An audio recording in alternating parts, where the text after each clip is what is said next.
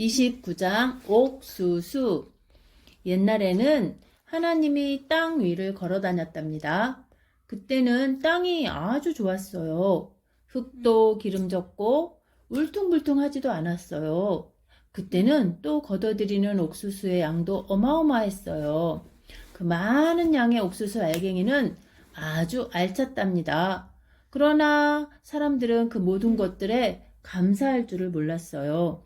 그런 식량을 주시는 하나님에 대해 감사할 줄 몰랐던 거예요.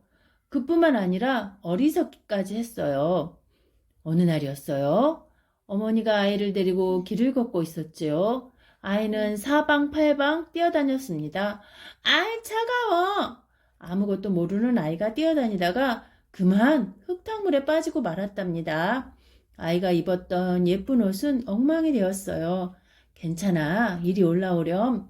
어머니는 옥수수를 마구 따서 아이를 닦아주었어요. 그 모습을 본 하나님은 몹시 화가 났습니다. 이제 옥수수의 줄기에는 아무것도 열리지 않을 것이다. 너희들은 나의 선물을 받을 자격이 없어. 하나님, 잘못했습니다. 용서해 주세요. 옥수수가 열리지 않으면 저희는 굶어 죽게 됩니다. 하나님은 한참 생각했어요.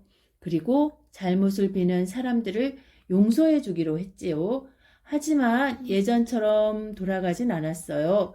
그때부터 옥수수는 맨 꼭대기에 조금씩만 열리게 되었답니다.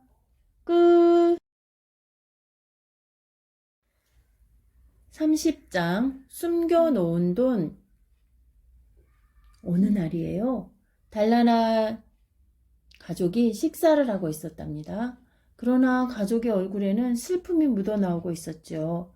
그 가족과 함께 친구 한 사람도 같이 식사를 하고 있었어요. 그때 마침 시계의 종이 울렸지요. 땡, 땡, 땡, 땡. 손님의 문이 문 쪽으로 갔답니다. 문으로 아이가 하나 들어오고 있었던 거예요. 유난히 얼굴이 하얗고 옷도 하얀색으로 입은 아이였어요. 그런데 이상한 것은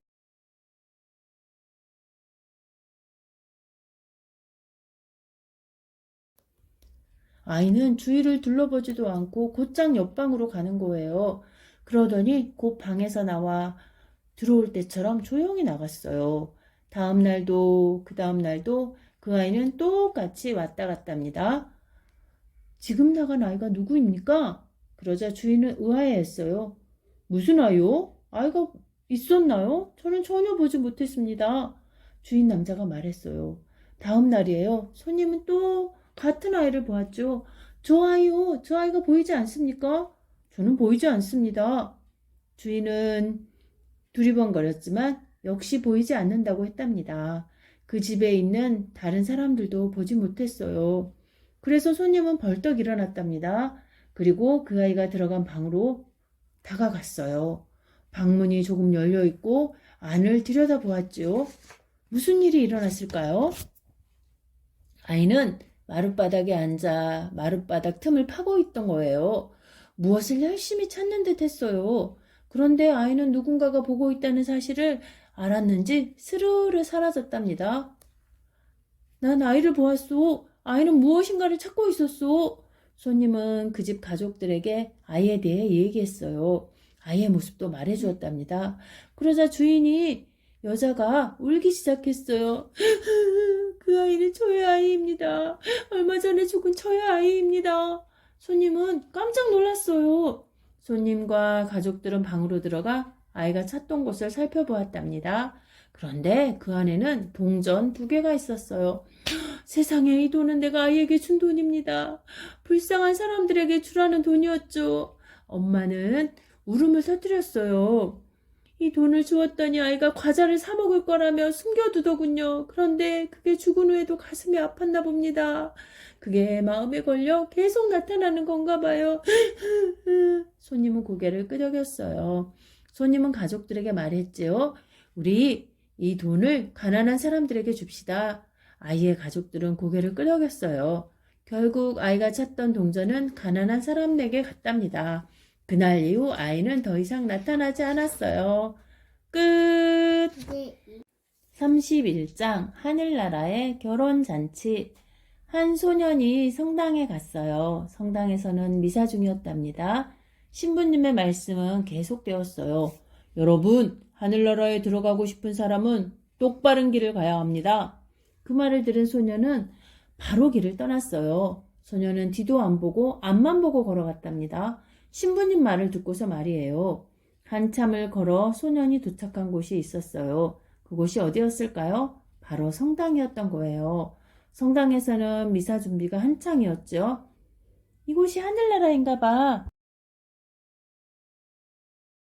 너무나 화려한 곳이었기 때문에 소녀는 하늘나라인 줄 알았던 거예요. 소녀는 기뻐서 소리를 질렀답니다. 미사가 끝난 후 성당지기가 소년에게 다가왔어요. 얘야, 미사가 끝났으니 돌아가거라. 싫어요. 전 나가기 싫어요. 이곳이 하늘나라인데 어디를 나가요? 성당지기가 신부님께 가서 말했어요. 소년 하나가 여기가 하늘나라인 줄 알고 있습니다. 미사가 끝났다고 나가라고 했지만 나가지 않네요. 그럼 그냥 있게 해주게. 신부님은 소년에게 갔어요. 그리고 물었죠. 시키는 일을 하겠느냐? 네, 그렇게 하겠습니다. 소년은 대답했습니다. 소년은 성당에 머물면서 성모상을 보았어요.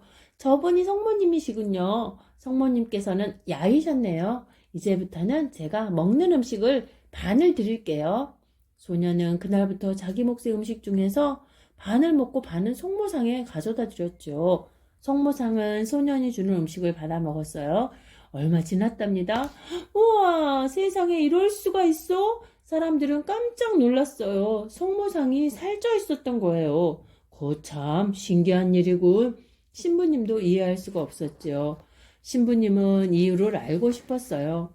그래서 늦도록 성당에 있었답니다. 신부님은 드디어 그 이유를 알게 되었어요. 얼마 후 소녀는 며칠 동안 끙끙 앓았답니다. 병이 낫자마자 소녀는 제일 먼저 성모상에게 음식을 갖다 주었어요. 제가 그동안 아팠어요. 죄송해요. 그러자 성모상이 말했답니다. 내 마음은 잘 안단다. 다음 주에 너를 결혼잔치에 데려가고 싶구나. 소녀는 곧바로 신부님께 말했어요. 그러자 신부님이 소년에게 부탁했죠. 얘야, 나도 데려가 달라고 하면 안 되겠어? 소녀는 신부님의 말을 전하자 성모님이 말했어요. 너만 오거라. 그리고 그 다음 주일에 소녀는 성체를 받아 먹다가 쓰러져 숨을 거두었답니다. 소녀는 하늘나라의 결혼잔치에 참석하게 된 거랍니다. 끝!